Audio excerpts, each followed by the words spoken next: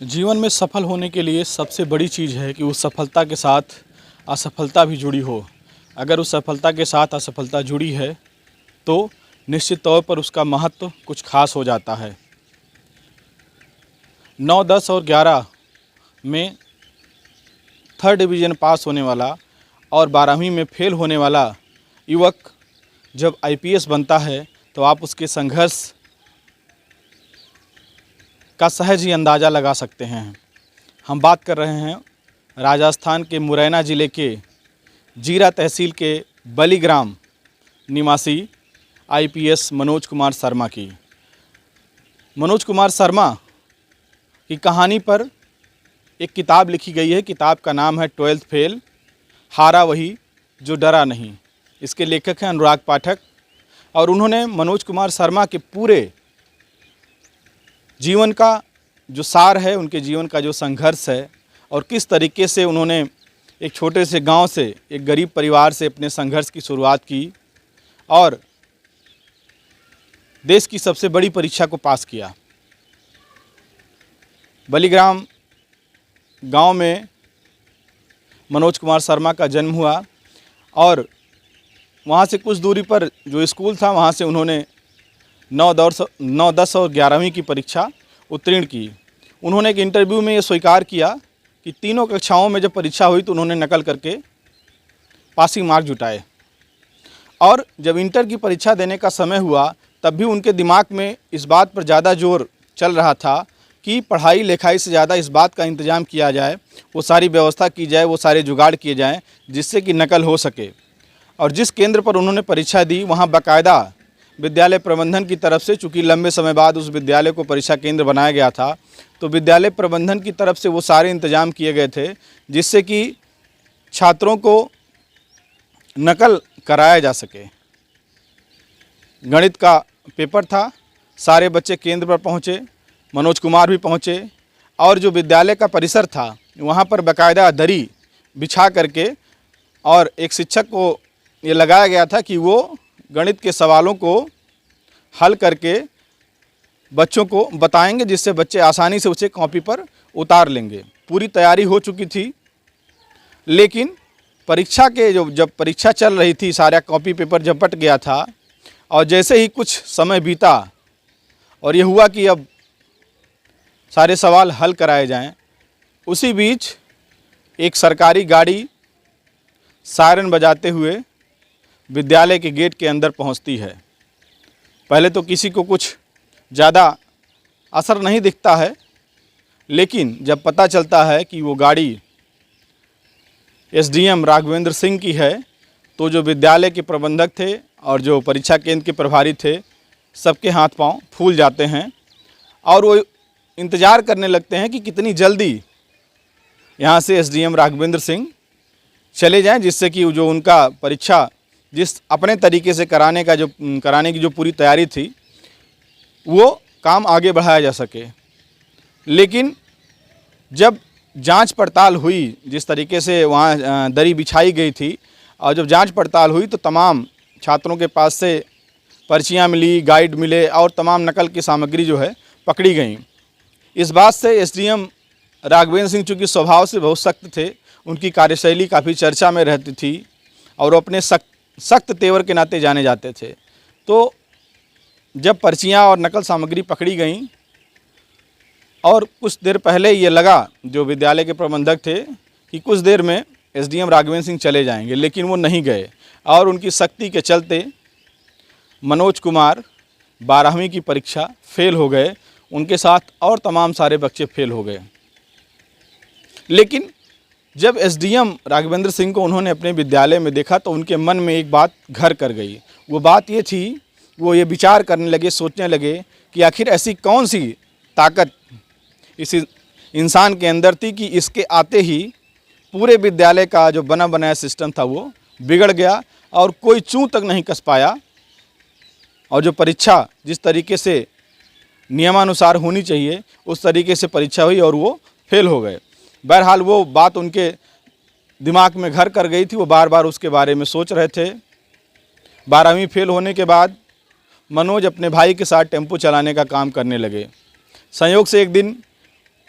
उनके भाई की टेम्पू पकड़ी गई और उसे छुड़ाने के लिए उन्हीं एसडीएम के पास जाना पड़ा। लेकिन जब वो एसडीएम के पास वहाँ पहुँचे उनके कार्यालय में, तो प्रशासनिक कार्यालयों में जब आप जाएंगे तो अक्सर एक पर्ची भिजवानी पड़ती है, उसमें नाम, पता और मिलने का उद्देश्य लिखा जाता है। तो जब वो गए एसडीएम के पास तो उन्होंने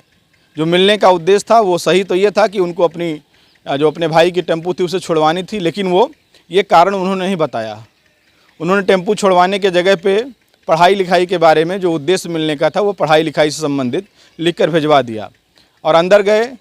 तो उन्होंने पढ़ाई लिखाई के बारे में बात की। और कुछ दिन बाद फिर वहीं से वो अपना घर से कुछ सामान लिया और ग्वालियर चले आए। तो ये इंटर तक का जो संघर्ष था उनका, वो कुछ खास नहीं था। उनको लगा ज़िंदगी ऐसे ही धीरे धीरे आगे बढ़ जाएगी और थोड़ा बहुत कुछ करके काम कर लिया जाएगा। लेकिन वो ग्वालियर पहुँचे और ग्वालियर में एक पुस्तकालय में उनको काम मिल गया। पुस्तकालय में काम तो पुस्तकालय की देख रेख का था, लेकिन उसे चपरासी ही कहेंगे, चपरासी की तरह वो उसकी देख रेख करते थे और तमाम जो कार्यक्रम होते थे उसमें वो छोटे मोटे काम करके भी जो चपरासी का वेतन था वो तो मिलता ही था, बाकी थोड़ा बहुत और भी छोटे छोटे काम करके वो वहीं पर कमा लेते थे। यहाँ पर सबसे बड़ी चीज़ उनके साथ ये हुई कि जब उन्होंने वो तमाम पढ़ने लिखने वाले लोगों के साथ, विद्वानों के साथ और तमाम समाज के अलग अलग वर्ग के लोगों के संपर्क में आए, तो उनके साथ उन्होंने भी पुस्तकालय में पढ़ाई करनी शुरू कर दी। और चूँकि एसडीएम बनने का उनका जो सपना था, राघवेंद्र सिंह के उस हनक के बाद जो परीक्षा के दौरान उनको देखने को मिली और जिसकी वजह से वो 12वीं की परीक्षा फेल हुए थे, तो वो पढ़ना शुरू किए और पढ़ाई के दौरान उन्होंने तमाम अलग अलग क्षेत्रों में सफल हुए लोगों की, इतिहासकारों की, महापुरुषों की जीवन के बारे में उन्होंने पढ़ा, उनके संघर्ष को पढ़ा और ये तय किया कि उनको भी पढ़ लिख कर अब एसडीएम बनना है। फिर वो दिल्ली पहुँचे और दिल्ली पहुँचने के बाद वो अपने तमाम सारे उस इंतज़ाम में लगे किसी तरीके से जो उनका एसडीएम बनने का सपना है वो पूरा हो पाए। लेकिन इसी दौरान उनको एक लड़की से एक तरफा प्रेम हो गया और चूँकि वो उससे प्यार का इजहार इसलिए नहीं कर रहे थे कि कहीं उसको ये ना लगे कि ये 12वीं फेल है, कुछ कर नहीं पाएगा जीवन में, और वो इनकार कर दे, इसलिए उन्होंने कभी अपने प्यार का इजहार नहीं किया। धीरे धीरे पढ़ाई शुरू हुई और दिल्ली में रहते हुए, तैयारी करते हुए उन्होंने तमाम सारे अपने ऐसे काम किए जिससे कि उनका जो पढ़ाई का खर्च है, जो और जीवन की जो छोटी छोटी ज़रूरतें वो पूरी हो सके। इसके लिए उन्होंने शाम को, दिन भर पढ़ाई के बाद शाम को कुत्ते टहलाने का वो काम करते थे। जिस कॉलोनी में, जिस एरिया में रहते थे, वहाँ के तमाम लोगों के कुत्ते टहलाने का काम करते थे शाम को, और उसका 400 रुपये महीना उनको मिलता था। उससे जो उनकी ज़रूरत की चीज़ें होती थी उसकी खरीदारी होती थी। फिर वो धीरे धीरे विकास दिव्यकीर्ति के संपर्क में आए, जो इस समय दृष्टि फाउंडेशन के, जो दृष्टि कोचिंग संस्थान है, दृष्टि IAS के नाम से, उसके वो फाउंडर हैं। उनके संपर्क में आए और उन्होंने फ्री में पढ़ाने के लिए मनोज कुमार शर्मा को अपने कोचिंग में जगह दे दी। यहीं से उनका जीवन पलट गया। उन्होंने पहली बार जब परीक्षा दी तो उन्होंने उसको प्री जो एग्ज़ाम था UPSC का, संघ लोक सेवा आयोग का, उसकी परीक्षा, प्री परीक्षा पास की। उसके बाद दूसरे व तीसरे वर्ष वो फेल हो गए और चौथी बार में, चौथे प्रयास में मनोज कुमार शर्मा ने परीक्षा पास की और IPS बन गए। वो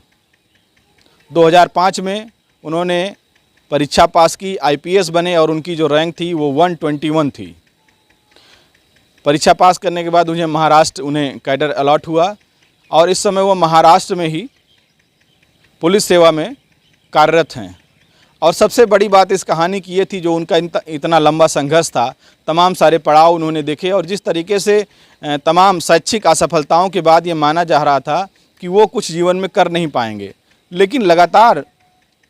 जब मनुष्य सीखने पर आता है, दूसरों से प्रेरित होने पर आता है, तो ऐसे ही उसका जीवन बदलता रहता है। और उन्होंने उसी लड़की से शादी की बाद में चलकर, जो जिससे वो प्यार करते थे, और पढ़ाई के दौरान भी उन्होंने तमाम सारे अपने इंटरव्यू में और तमाम सारे कार्यक्रमों में इस बात को स्वीकार भी किया है कि पढ़ाई के दौरान भी तमाम सारे ऐसे अवसर आए जब उस लड़की की वजह से, जिनका नाम श्रद्धा शर्मा है, वो भी एक IRS अधिकारी हैं, बाद में जब दोनों की शादी हो गई